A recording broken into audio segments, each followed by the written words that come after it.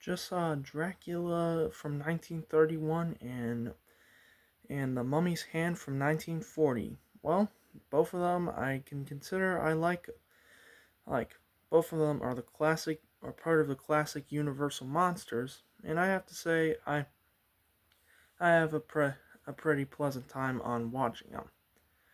Dracula was made by Todd Browning in 1931 and is considered to be the first sound Dracula film. And I have to say it's not bad out of an idea. Yeah, if it does follow the same story of Bram Stoker's novel, well, but it changes a lot of things. Like like the there's no Arthur who's John who's supposed to be given who's supposed to who sell Carfax Alley to Dracula. Then there's also so the mo- then there's also so the well then there's also so Dracula's death. He gets killed off by a wooden stake at the end of the movie.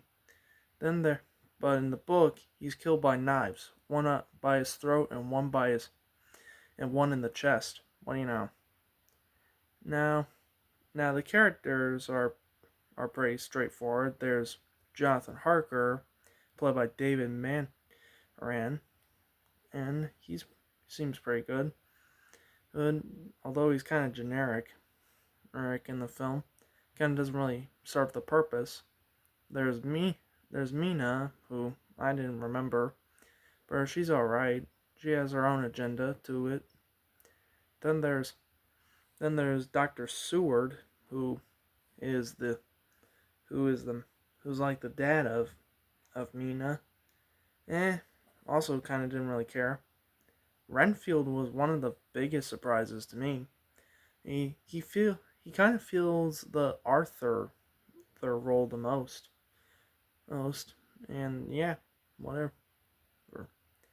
Well, then there's I have to say, Dwight Frye was a pretty good casted for Renfield. I mean, he's in F. I mean, after this, he plays Fritz in in Frankenstein and wasn't. I think he was in The Mummy. He was a background. He was a news reporter in the movie in The Invisible Man. What do you know? They recycle actors like they recycle like like that. Then well then there's obvious Count Dracula. What more can I say that anyone else hasn't said about Bela Lugosi's obvious performance of the character? I mean, anyone who's imitated the character is is continuing the is obviously parodying Lugosi. I mean, come on, how hard is that? I don't know. I do have to say that this was his first ever role, on film, um, and it's very noticeable that he's doing what ABBA has done, where he lips, like you say the word, but but you have to like say some. I don't know how to describe it. I don't know. Although I and then there whatever. And then there is The Mummy's Hand, which is basically kind of a sequel, kind of a reboot of The Mummy. Me, The Mummy was a 1932 film from was ni- was a and is a classic. Unlike Dracula or Frankenstein, it was not based on a book. It was based on the discovery on King Tutankhamun's tomb, whom and the curse that lies upon it. Ooh. Then there's but this is more of a remake, kind of a sequel, kind of eh. I find it to be I find it to be my favorite of the Universal Mummy films. I find it more entertaining than the first one. The first one is a masterpiece of being suspenseful and having awesomely. It starred Boris Karloff as the main role and gives him a chance to shine instead of being in the old dark house like instead of playing a mute character like in the old Dark House and the Monster and Frankenstein, then this version is pretty different. Right from that, it's more of an adventurer film like Indiana Jones. Hmm. Well, on I can say that I'm presently entertained by it. There's The cast is pretty original. It has Dick Foran as a character named Steve Banning, who's an archaeologist. As Wall- Williams Foran and is the is Babe Jensen, kind of the Lou Costello.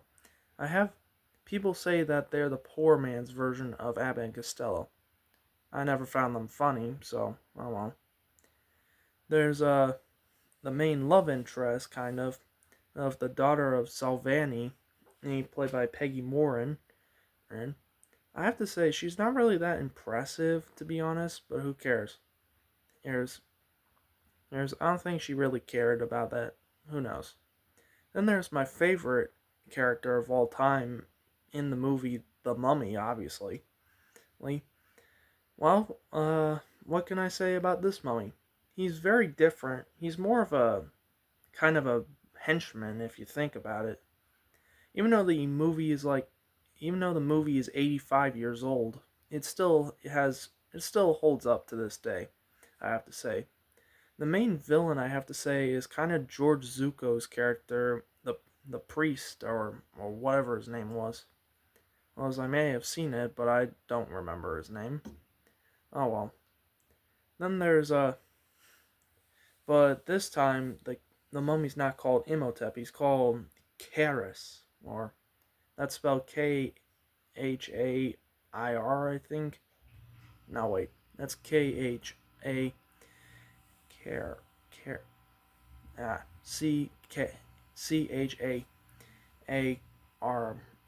I guess that's how I think it is. Then and he's played by Tom Tyler, most known for his cowboy roles. He's also known for playing Shazam or Captain Marvel in the cereal commercials during the 1940s era. Well, what can I say about these two? If I had to rank them, I put Dracula at number one because it's the most famous classic story ever created. Then there's The Mummy's Hand. I would put it at number 8. I find it to be the most entertaining mummy film of all time. Thank, thank you, and please subscribe if you want to. I don't really know what if I can't control you. If you want to, I'm all right with that. Oh shoot! Oh shoot! What I do?